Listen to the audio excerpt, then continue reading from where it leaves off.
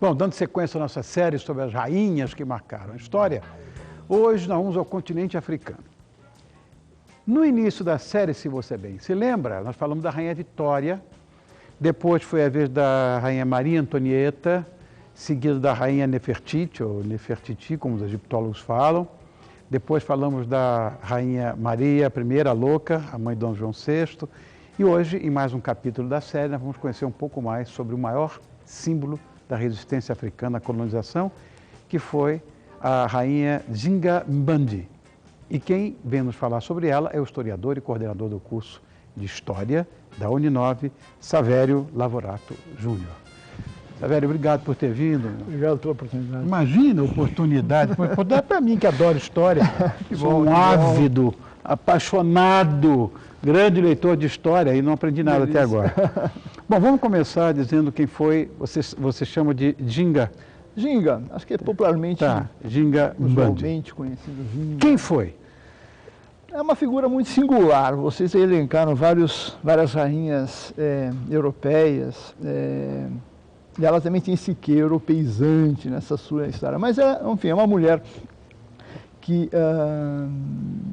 é de um reino Dongo, que está na região mais ou menos centro-africana de Angola, mais próximo da costa atlântica da África, né? E ela acaba se tornando líder de um povo Jaga, Yamanguele, que e por ser líder desse povo, assumir essa liderança de forma militar, de forma que seja negociadora da preservação dessa, como se diz, integridade desse povo frente aos colonizadores portugueses. O principal foco dela era os colonizadores portugueses que estavam se apoderando cada vez mais das riquezas, e a questão do cristianismo, enfim, ela tem faz um jogo de cintura grande para enfrentar essa pressão estrangeira. Dongo, né, que hoje é Angola. Dongo é um dos reinos, principalmente o reino em que ela nasce, mas ela se torna principalmente figura dominante do reino Matamba, que é um reino vizinho, né? São povos vizinhos no que vão constituir depois a região de Angola atual. Como é que ela se transformou em rainha?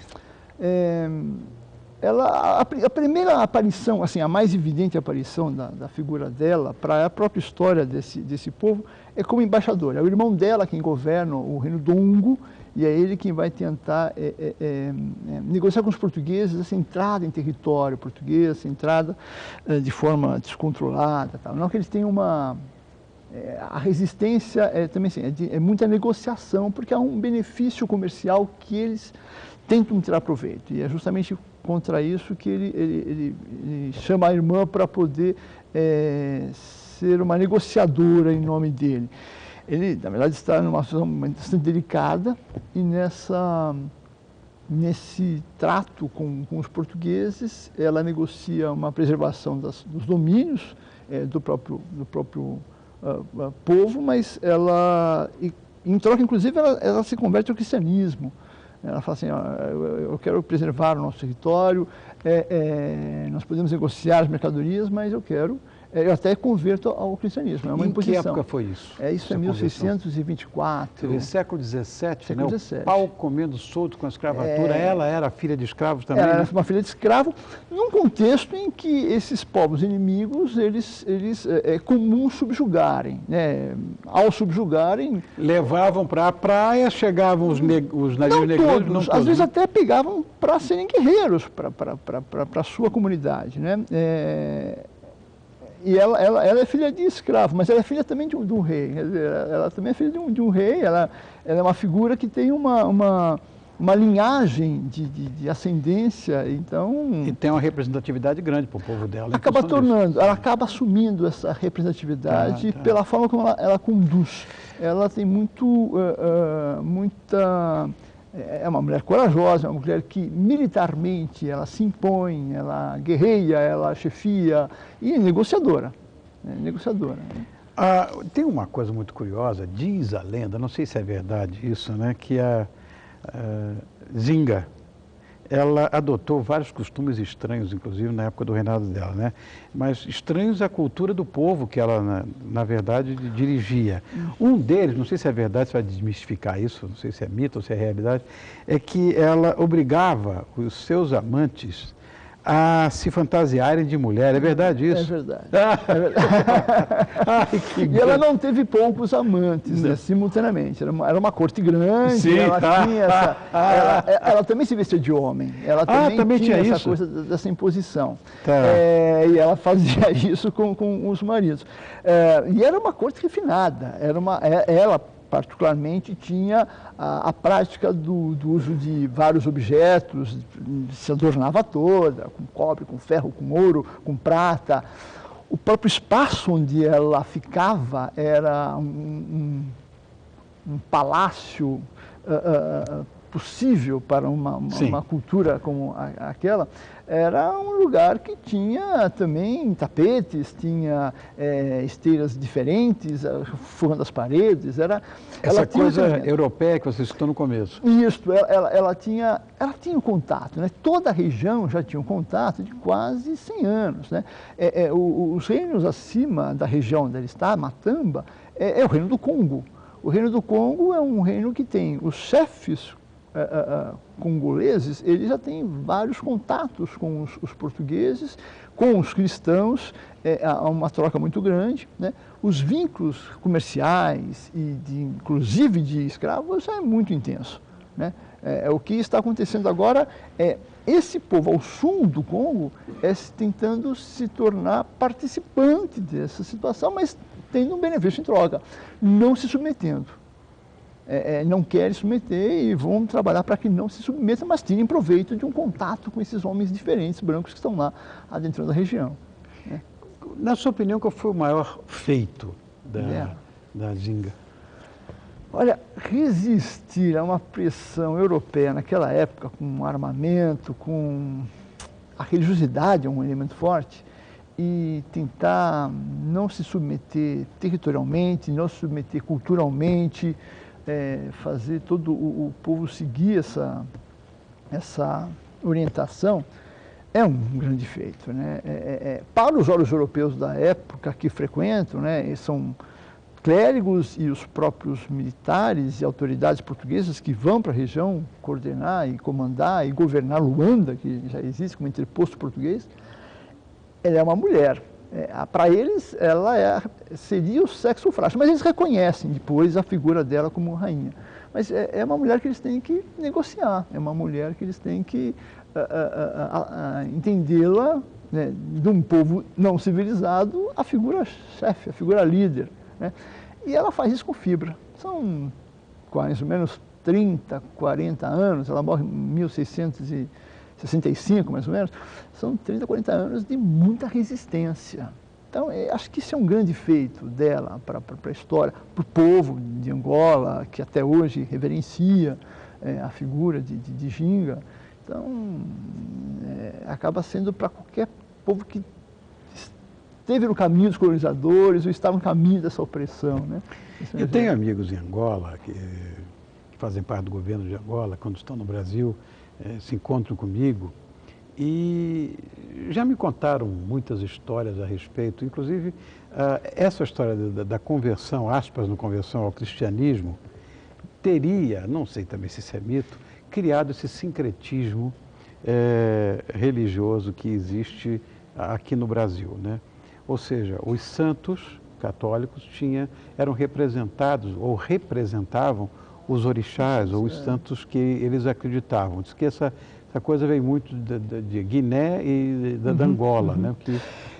Para você ter uma ideia de como ela foi sofisticada para resistir, ela teve 2 momentos. Ela usava a conversão como um fator moeda de troca.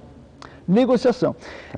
O primeiro momento, ela se converte, ela é batizada com um nome em português, Ana de Souza. Como é o nome? Ana de Souza. Ana de Souza. Ana de Souza.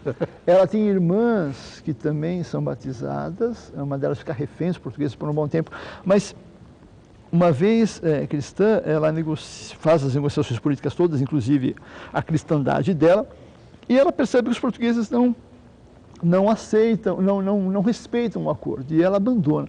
Ela, quando ela está se refugiando de novos ataques portugueses, já em território que ela já domina, ela se associa a povos inimigos, inclusive, e torna uma força militar grande, ela mantém os ritos dos povos jagas, por exemplo, né? Que é um povo bastante guerreiro, um povo nômade, que ela vai assumir os rituais místicos, os rituais religiosos, todos, e vai incorporá-los. E vai manter, quer dizer, a primeiro momento ela abandona então aquela primeira conversão. Na segunda conversão, ela já pede para que os párocos que estavam perto dela, que enviem carta para os governantes portugueses, para que mandem cristãos para ajudar a converter o povo dela e ajudar a confortar a ela. E ela aí já se faz mais devota de uma cristandade.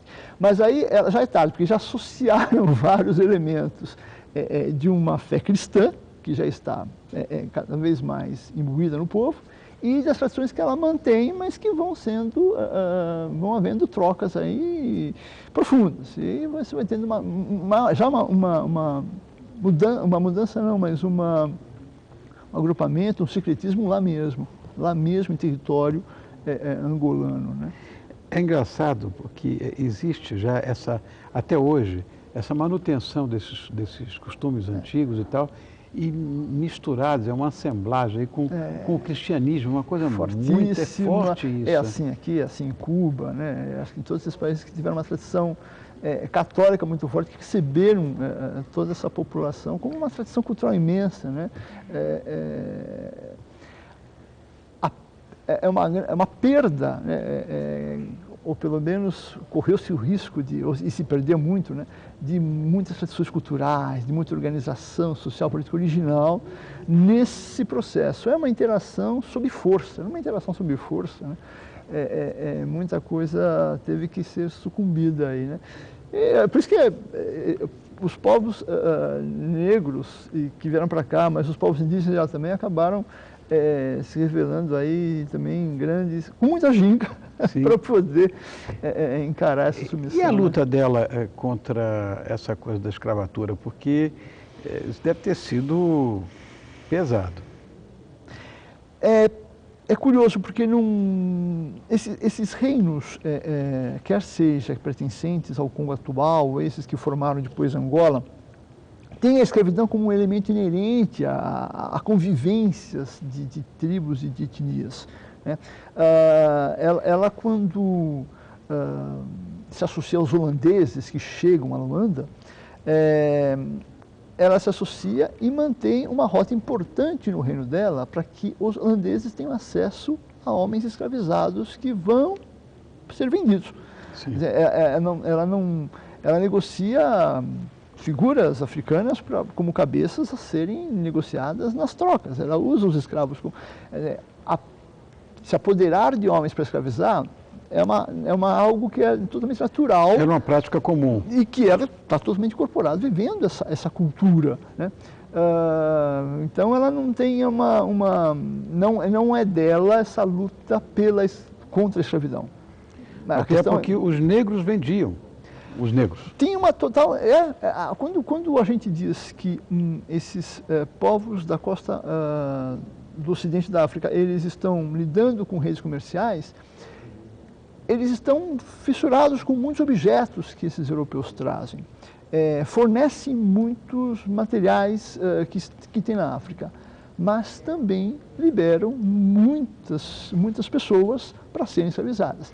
E o principal interesse dos portugueses aí é justamente esse, né? Eles precisam de gente para as fazendas açucareiras que estão se formando e estão se tornando importantes no cenário colonial brasileiro, português aqui no Brasil.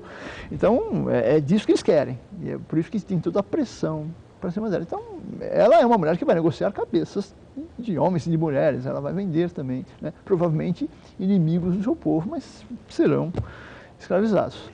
Obrigado, viu, Savério? Olha, eu quero agradecer a presença do historiador e coordenador do curso de História da Uninove, Savério Lavorato Júnior. Obrigado por ter vindo, viu? Obrigado. Obrigado eu.